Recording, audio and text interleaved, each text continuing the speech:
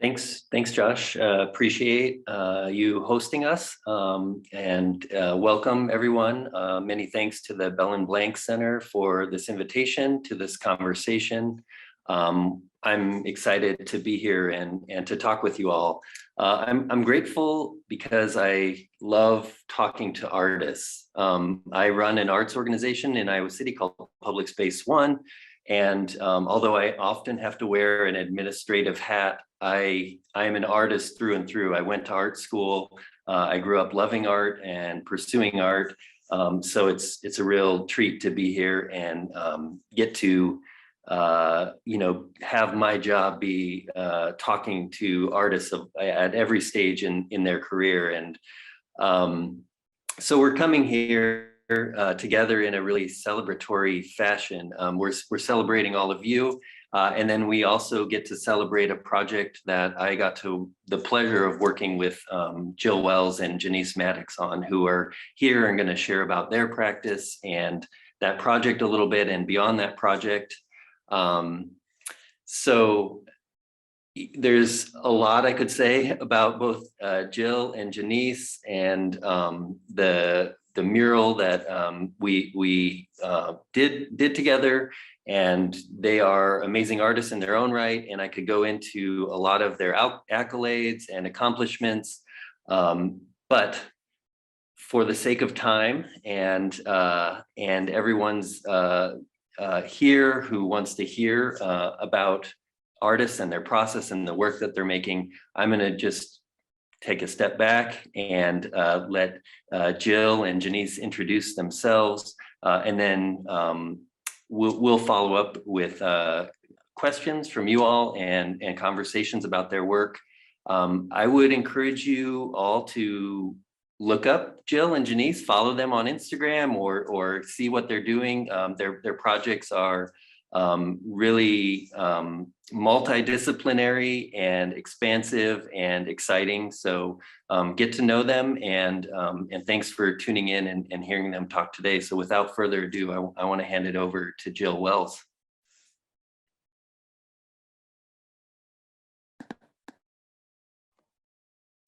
Thank you, John. It is a pleasure to be here, and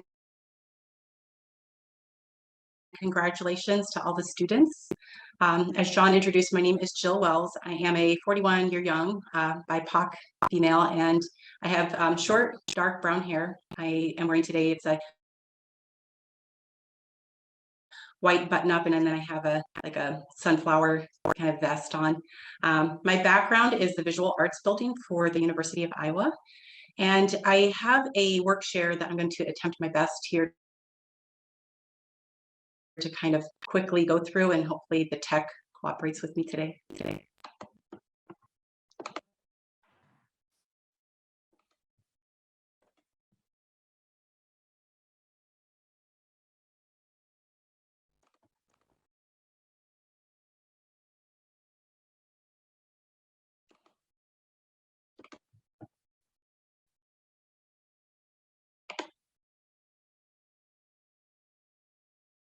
All right, sorry guys, I'm trying to get it to, there we go.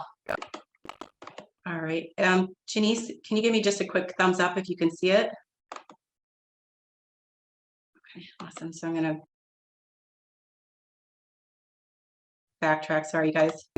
Okay, so first slide here, just a quick little bit of information for accessibility. QR code if you guys need to scan that at all, or you can grab it later. And then my website for any questions. The very first slide here, we're looking at for the Oracles of Iowa City, projection at night. So one of the primary starting points for the project, I was contracted from May into August, and that contract was through Public Space One, City of Iowa City, and the Center of Afrofuturist Studies to execute faithfully the works of two artists who created the design for the Oracles of Iowa City, Antoine Williams and Dante K. Hayes. And so the projection at night is a really cool process. It's probably one of my favorite parts of executing large-scale public works of art.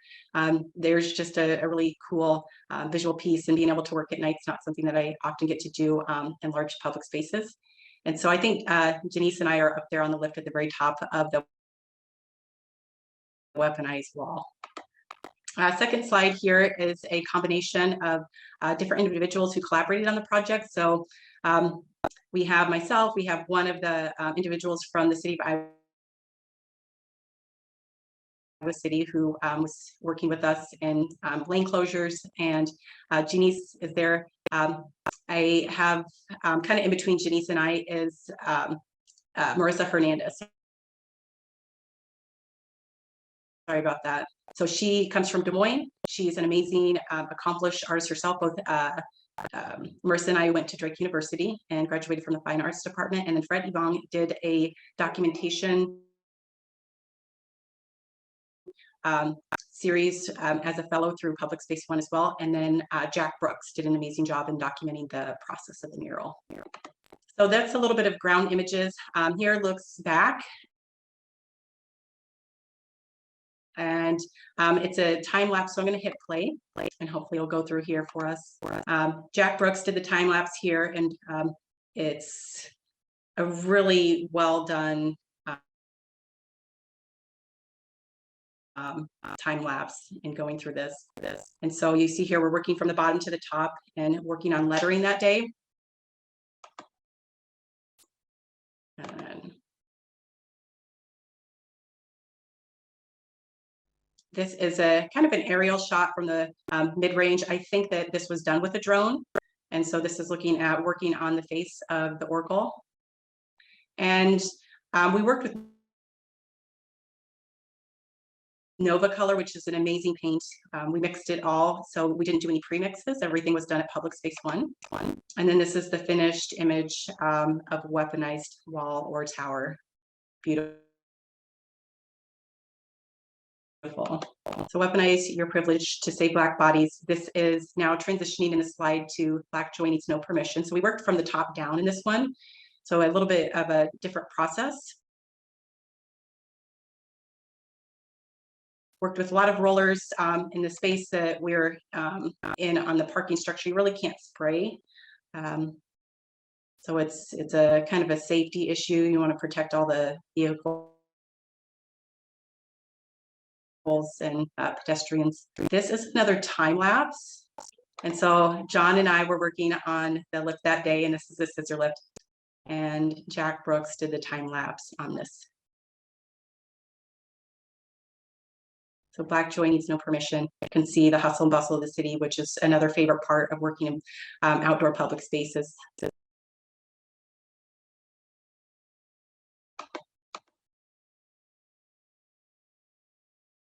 And then I believe this is my last slide. So the finished product for the Black joy needs no permission, beautiful Oracle tower.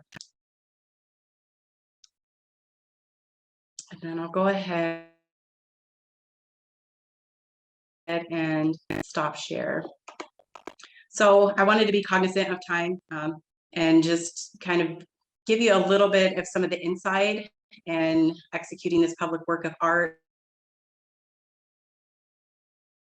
It honestly, logistically, was a project that required the entire team to execute from start to finish. So yes, I was contracted as the primary lead painter. I could not have done this project without the entire team, and Janiece was an integral part of that. She's a pleasure to work with. So excited to see her here today. But any questions and answers that you guys might have of me, just if we do that towards the end of it, let me know. But again, I just wanted to be cognizant of time, share a little bit of the inside images of the production. And with that, I'll go ahead and mute myself and turn it over to Janiece.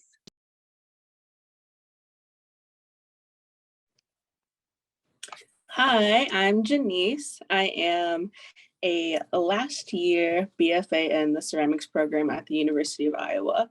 So I'll be graduating in a few months now, which is very exciting. I was once in a very similar position as you all. I went to high school at Davenport Central High School. I graduated in 2017, I believe, yeah. And I got a couple of keys in something. I forget by now, but I won a couple of keys for some paintings I did. So I went into school really knowing only painting. And then when I got to college, I started doing ceramic work, and that's kind of where I'm at now. But I do consider myself to be an interdisciplinary artist. So to me, that means an artist that works in multiple mediums. So I would say ceramics is my main, but then I also still do painting work in the form of murals. So this was like a really big, probably the biggest project that, not probably, but the biggest project that I've worked on in terms of mural making. But other than that, I've worked on murals in the Quad Cities. With Quad City Arts, which is a thing that is accessible to all of you. You have to be 21 and under to apply, and all of the artists that run that program are lovely, and you should do it if you have the chance to. You can be an apprentice over the summer and paint beautiful murals all around the Quad Cities and work with amazing people. So that's where I kind of like started my journey into like working in the arts and community engagement. So if that's something that's interesting to any of you, try it. It's a lot of fun. So with the project, the Oracles project, more things that I focused on was figuring out ways to get the community talking and engaged, because one of the biggest things that we discussed during the whole process of the mural was that the mural was not enough, and we needed to continue having conversations about POC communities in Iowa and how that kind of like affects artists and other people in our community. Especially for me, my focus was on children and how kids kind of can engage in these conversations and be a part of the community that you live in. So I did a mural workshop with a group called G World, and we painted something that kind of coincided with the message of the mural together. And I'll be doing that again in the spring, and more little things with that group I've done throughout the process, which was super engaging and really fulfilling, because art to me has been one of the most notable outlets for having these conversations. And getting to have really any conversation with people, you get to learn so much that you really never would have thought that you would be able to talk about with anybody. So it's just something that opens you up and allows you to be way more creative than most people give themselves credit for, but you all are very creative, as you are here right now. So yeah, that's kind of where I'm at and what I'm up to these days. If I don't know what's next, John. No, that's great. What's next is we get to have a conversation about your art, both of your art practices, and you did a really great job, Janiece, of kind of showing how you got involved, and I wanted to turn that question kind of over to Jill, because I don't think I know the answer to that. Jill, when did you know you were going to be an artist? And then maybe the second part of that question is, when did you know you could make a living as an artist in some form? Yeah.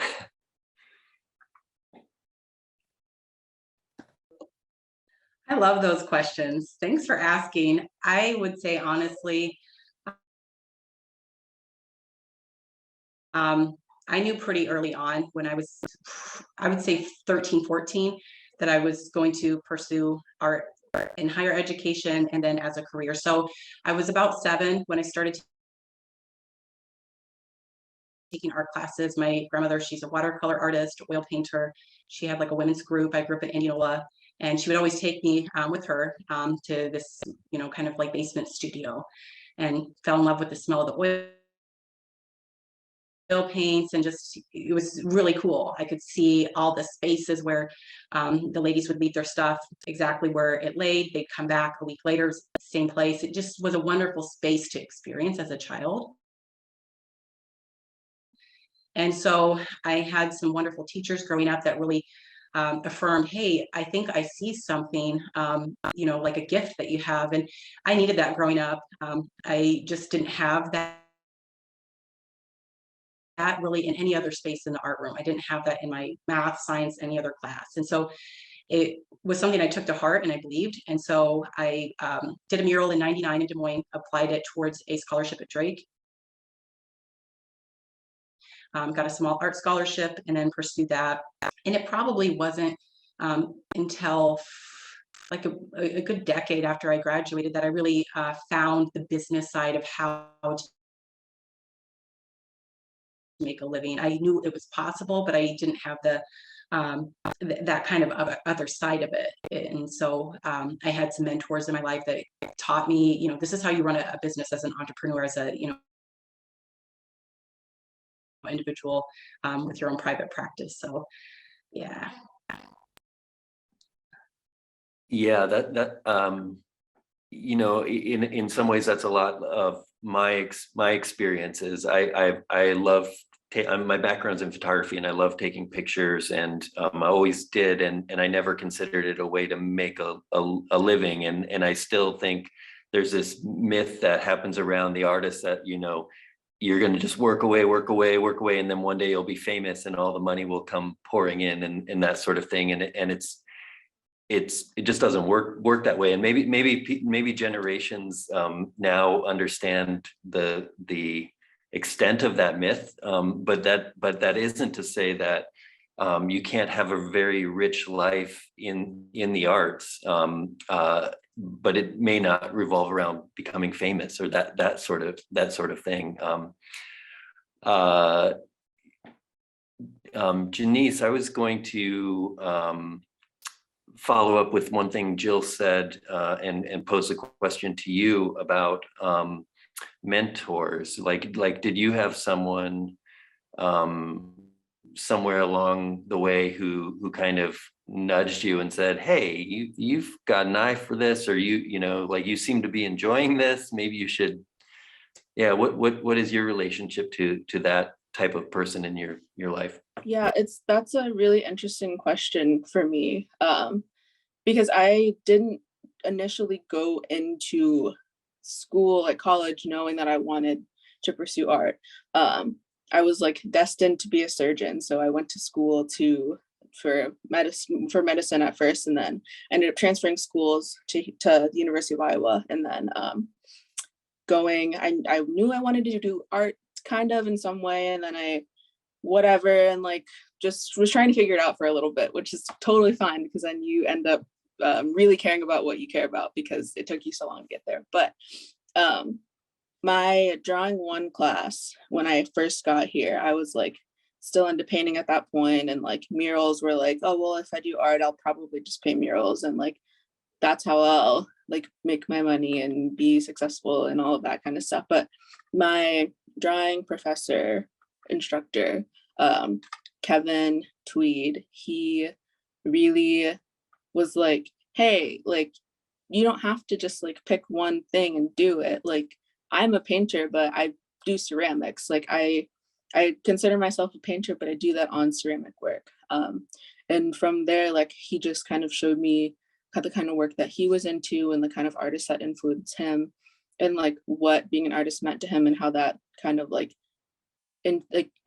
was interpreted in his daily life and his studio practice, which was like really inspiring. And that was 4 years ago now, and I still keep in really close contact with him, and he's off like showing in amazing galleries in LA and like all of that really cool stuff. So I think just like instructors, and all of my instructors now, I'm like, I love them all to death. Like, I have really good relationships with all my professors here, and they're super helpful and they care a lot. So yeah, just like people that have done it, like been where you want to be. Not nobody, but a lot of people want you to succeed.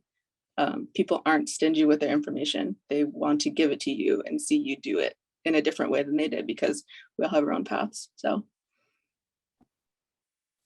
Yeah, that's such a good point, and I think it points to the generosity that is of artists. I think naturally, I think people who are pursuing you know, the humanities and arts and performing arts and that sort of thing tend to be really generous people with each other. So I think there is a lot of support there. And I think sometimes maybe in popular media, artists may get portrayed as more competitive than I think we are as a field. And I you know, all the artists I know are like you, like your mentor said, you know, they're very willing to share what they know and that sort of thing. And I think it might be a little bit of a secret of that we are a very caring community, and we want to see other artists. We want to know what other people are working on and use that.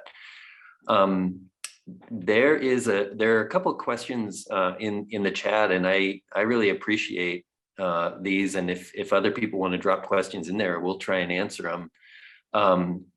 But there's one to you, Janiece, and we'll get to that.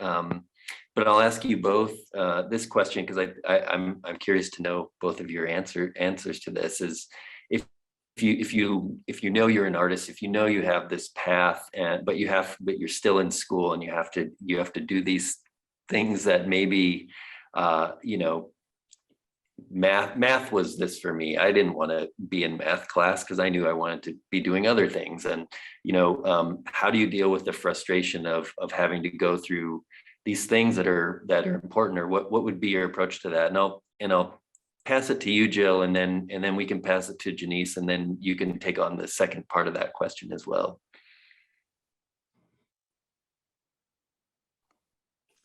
Yeah, I would say for sure. I think I ended up taking statistics as my graduating math class because it was the one thing that seemed to make sense to me, and I still love statistics to this day. I think the frustrations that I experienced were aided in being able to endure them through a couple different things.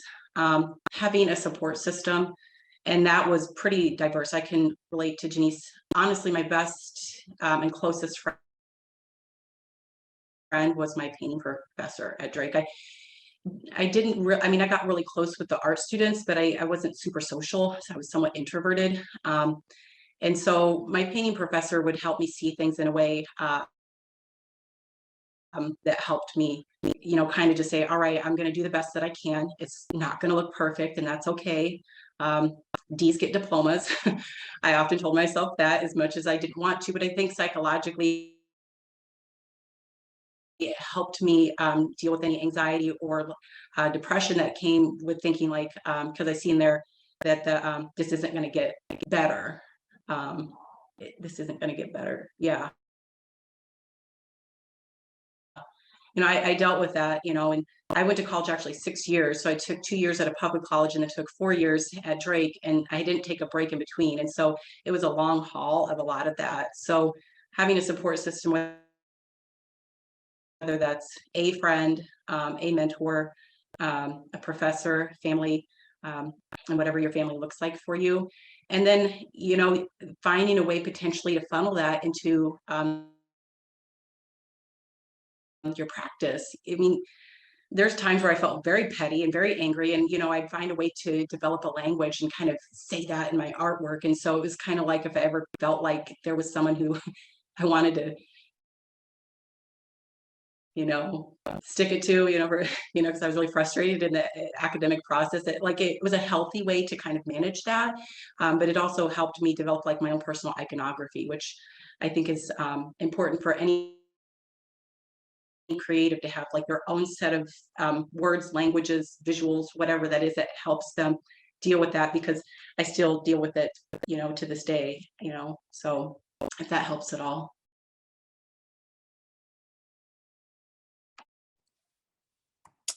Yeah, so answering that same question,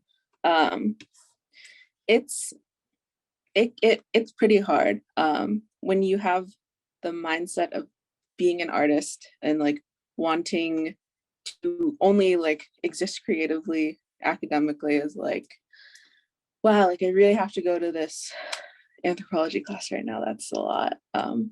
But the thing that kind of helped me through those classes and like through like anything that like I didn't have a desire to do, because I spent a lot of time in classes that I had no like real desire to do, I would just sit there and be like, learning is kind of cool. Like, I know how that's like really cheesy and whatever, but like so many people do not have the opportunity to like get information like at the palm, like you have it in the palm of your hand. These people have studied these things for years. So if you just kind of look at it in like a black and white way, like I'm sitting here talking to an expert in this subject and they know everything about it. And if there's even like one small little thing that I find a little bit interesting, I can focus on that the rest of the class and get through it. Like it'll be okay. It ends up being a lot of fun. I had this really, like, I was taking this,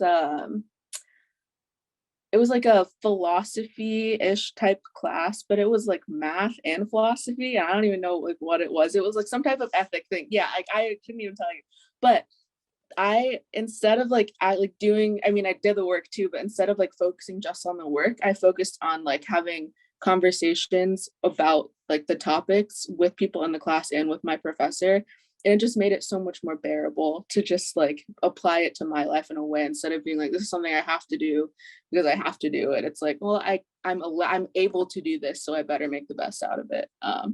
It was kind of my mindset through those classes in those situations, because it's not just the classes, like you have other stuff that I can apply to as well. But yeah, just like managing it, I would say. Did you this question, and Jill, you could answer this as well, but it's a great question. Were you scared to go into art because many see it as an unstable path? That is as a question. Your parents aren't begging you to be artists. They probably are asking you to be doctors and lawyers, right? Yeah, totally. Yeah. I don't know if I was necessary. I mean, yeah, it was very scary in the beginning, just because once I transferred, I went to Loyola in Chicago for medicine. And once I transferred, I was like, okay, well, I know I can't do art because like no one's presented it to me as a viable career. So I'll do that as like my minor, and then I'll figure out something else. So I did English, and I'm just like, well, English and art are like kind of the same thing. So maybe I need like a real major, whatever. So I looked into like law and all that kind of stuff. And like I just kind of sat there and I was just like, I have absolutely no other interests but like being an artist. So now what am I going to do? My parents were terrified. They were like, no, that's not gonna work. That's not happening. You're gonna be a doctor and it'll be okay. You just gotta like, yeah, take some time and reevaluate your priorities and you'll be a doctor and you'll make us so proud and blah, blah, blah. And I was like, you know what? I actually am not going to do that. I am going to do what I want to do because I think I deserve to like make the best out of my own life. And they were like, okay, whatever. They were like, I just don't have time to like care about it anymore. And I think the thing that made me not so scared anymore is like feeling really secure that I was like, this is what I want and need to do. Nothing else felt right. And I tried pretty much everything else. And I think that was the thing that like took the fear out of my head, is that it was the only thing that made me feel like safe and secure. So yeah, it's a lot, but you'll get through it. You will definitely get through it because it's fun and fulfilling. Jill, did you want to? I feel like every artist has some version of this story. Probably, I'll pass it to you if you want to give us yours, Jill. And you're muted. Yep. I would say mine's almost a little bit opposite of Janiece, where I had a very supportive family that was like, whatever you want to do, you just do. And then I pursued that as my academic degree. But when I graduated, I did not go into the field because I didn't have the business sense. So I actually was a substance use counselor for 8 years. And then really at the height of the pandemic, a number of different things made me really look at honestly just how short life is. And I was like, I do not want a regret. I really felt like if I didn't pursue it like I pursued counseling, I was going to look back when I was older and be very regretful. And I couldn't live with that. So I said, I'm going to quit my job and I'm going to pursue my art practice full time. And I'd always done art on the side. And I, was a counselor to, pay the bills. And what I found is that you can make a very good living. And there's a lot of different things that you might not think that, like if you have like mine's fine arts painting. I do a lot of public speaking and I love it. I do a lot of workshops in my community, murals. So there's all these different kind of funnels that you can do with your degree. And with Janiece saying that people want to see you being successful, I found that to be tremendously true. It's amazing. And so the one thing I would say that I didn't do that I wish I had done in college was the like business courses, something that taught me how to run my own business as an artist. So if anyone here today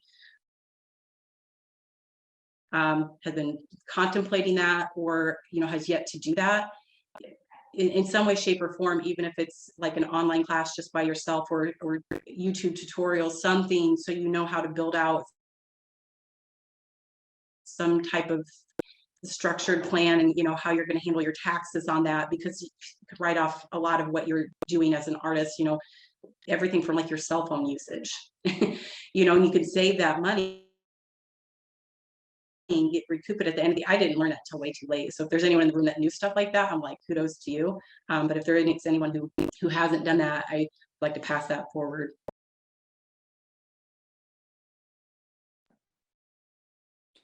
Thanks. That's great. That's great advice. We have another question, and this is another great question. This is a good group, but I appreciate this asking all these questions, because this is what we're here for, to share our process with you all. So this question from Linnea, if I'm saying that right, when creating art about race and difficult experiences that BIPOC face, how do you advocate for your work in predominantly white spaces? And the second part, did you have to advocate for your work in these spaces? And either one of you want to start on that one?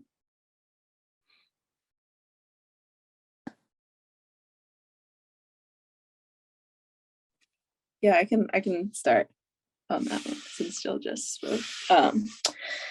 Yeah, this is a difficult question for sure. I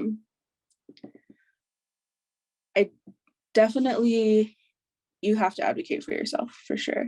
I've had to advocate for myself and kind of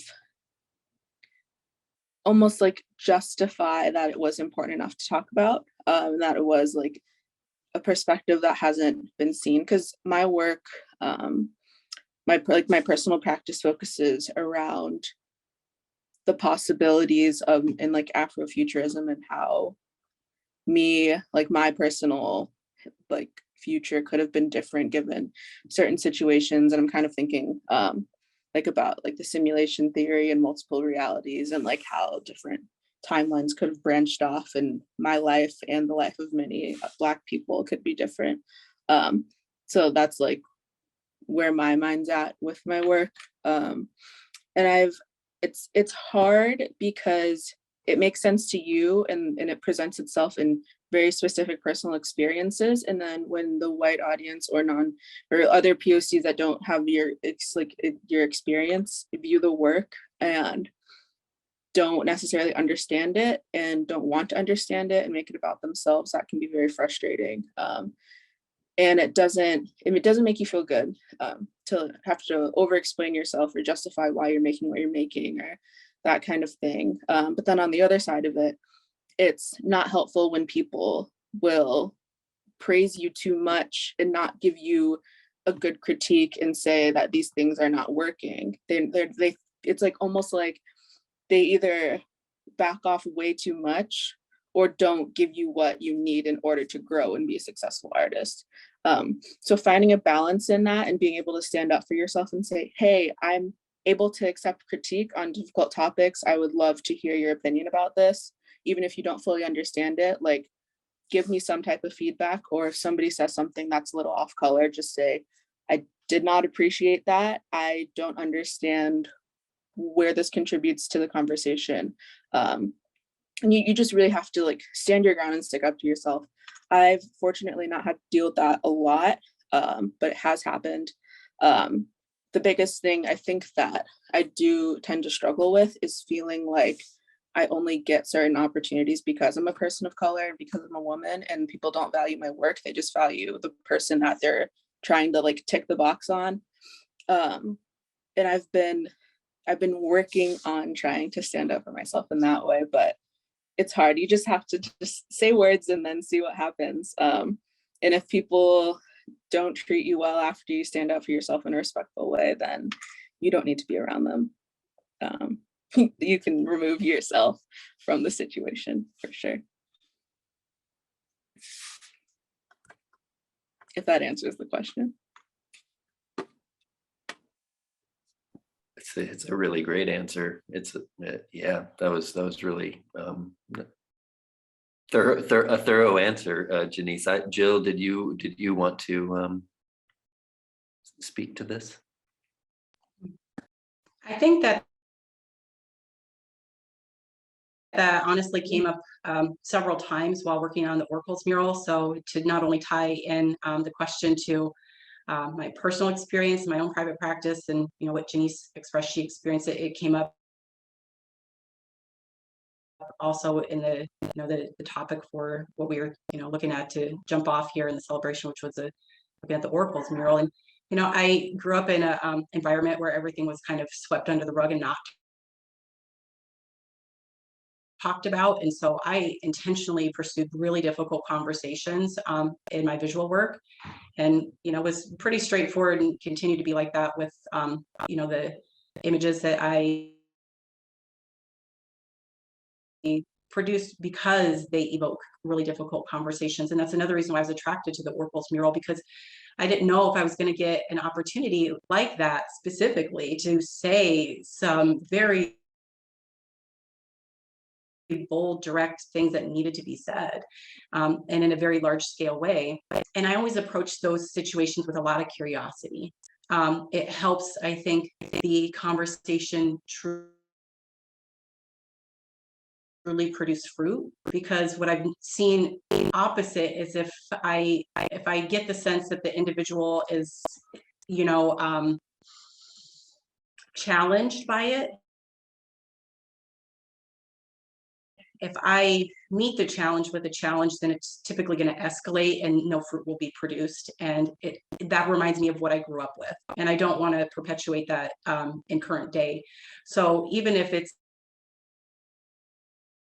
a situation that I realize right away I might be going into a closed-minded situation, if I can address it very curious, lots of questions, and see what happens, to a point where there might be some resolution or a meeting of the minds. If it gets to a point where I realize it's not, then I'll usually back off from the situation. So that's kind of how I advocate, is through that kind of curiosity, because I really want to see what's at the heart of it for the person who seems to be quite challenged by it, if that makes sense.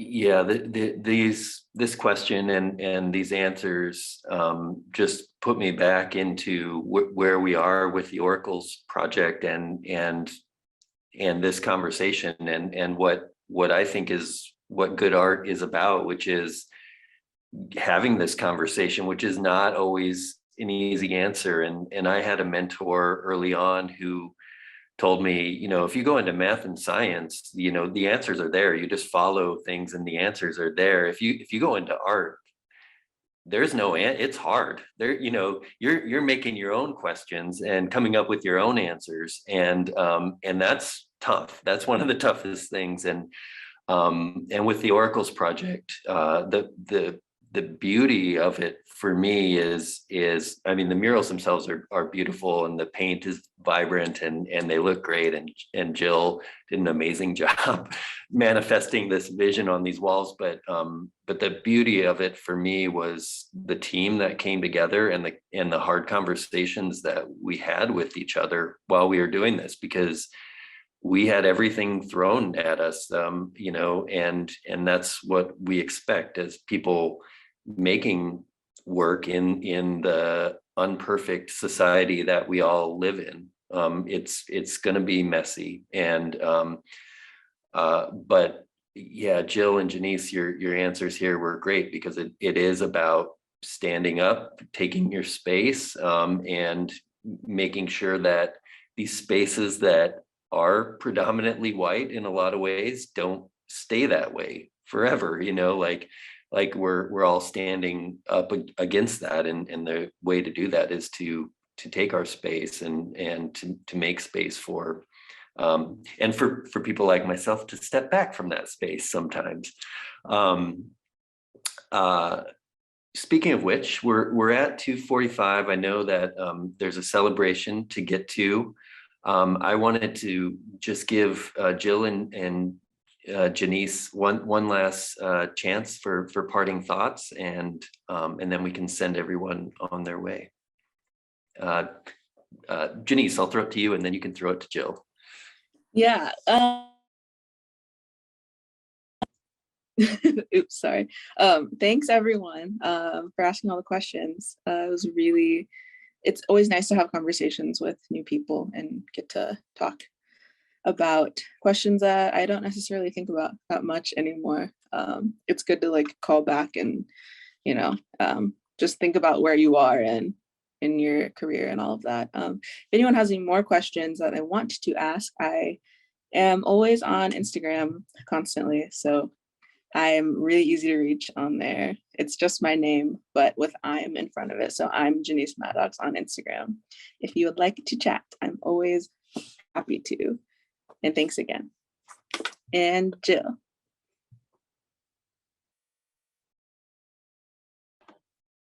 Awesome. I went ahead and dropped my www in the chat.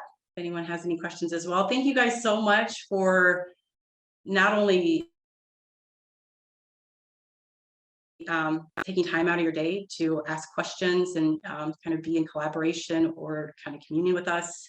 I know I don't know everyone here in the room. I just want to extend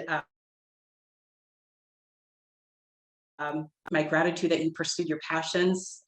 Excited for your future. Would love to see anything you'd like to share. I love to collaborate on projects, and just really excited. I remember I loved my experience, and kind of makes me think back to being at Drake, even though I know it's a different university. So, but thank you guys so much for your time today. Thanks, Jill. Thanks, Janiece. Always such a pleasure to share space with you too. I'm so glad you're part of the Oracles team. And I wanted to extend the same thing. I run a gallery called Public Space One, and we are all about being here for artists. We're run by artists. We love artists. We want to work with artists. And all of you are part of that family. If you're pursuing art and your passion, we're here for you, and we love to have conversations and that sort of thing. And some of you won awards as part of this, and congratulations to you, but also congratulations to, you know, everyone who showed up and made work. You know, as artists, it's a little secret. It's not about the awards, and if you won, great, that's great, I'm glad for you. But what it's really about is showing up to your studio and pursuing that vision, and keep making the work, and if you're following through, people will recognize it. So keep going, and enjoy the celebration that's to come.